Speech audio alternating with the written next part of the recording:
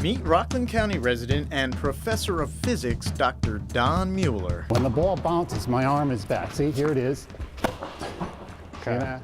AKA, Professor Tennis, the two-racket guy. he has double vision. You'll notice it's not impossible. And he's giving new meaning to the word doubles when it comes to tennis. See, that's 94. Dr. Don specializes in physics, mathematics, and computer science, and has taught as an adjunct professor at Lehman College and Fordham University in the Bronx, as well as Concordia College in Bronxville, William Patterson in New Jersey, and even the University of Pennsylvania. And with his vast experience is now taking us to school on the court by asking us to make the quantum leap into tennis by doubling down. You don't actually have to know anything about physics to enjoy two-racket tennis. I just happen to be a physics professor who shows people why the game is a little bit better than, say, one-racket tennis. So why is two better than one on the court? Well, okay.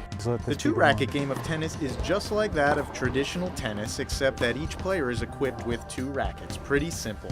Two-racket tennis is played using the same rules as the one-racket game. What if someone hit the ball right at you? What would you do? Oh, I got two options now. You got two backhands, too, exactly. You can protect yourself. Hold one over your face and one over that other area that you need to protect. What about the overhead smash? You just get advantages over the one-racket game and flexibility and wingspan and so on, and more power with both sides. I must look awesome because I feel awesome. I feel like I'm exercising both halves of my body instead of one.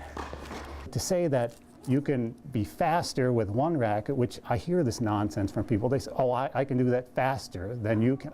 It's already here. We're here. It was time to ask some tennis professionals what they thought of the two-racket game.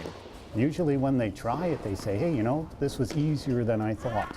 I wanted to see if they thought two was better than one. It's pretty much the same except two rackets. Jim said he'd been playing traditional tennis almost as long as he could walk. Does it give you more control as a player? Yes, because I'm naturally righty, but when I picked up the racket today in my left hand, which is usually my backhand, but today it was a forehand, I got a little more of an angle on the ball.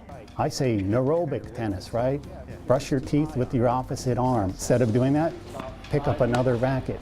Develop new neural pathways in the brain. Heads up. See that? I should have went with my other racket. Dara has been playing and instructing for nearly 20 years. I actually think it's kind of cool. The serving is a little hard.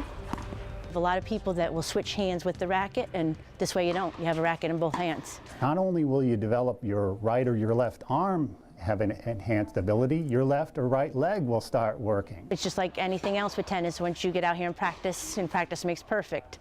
Most of the people just have hang-ups about the game. They don't want to try it. They think it's just far too crazy for them. It's not tennis. They think that they're going to be clanking the rackets together. Right? Did you hear an orchestra out there today of clanking rackets? No, because you have rotational inertia.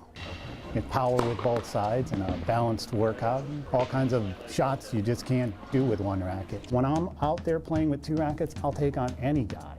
Double your pleasure.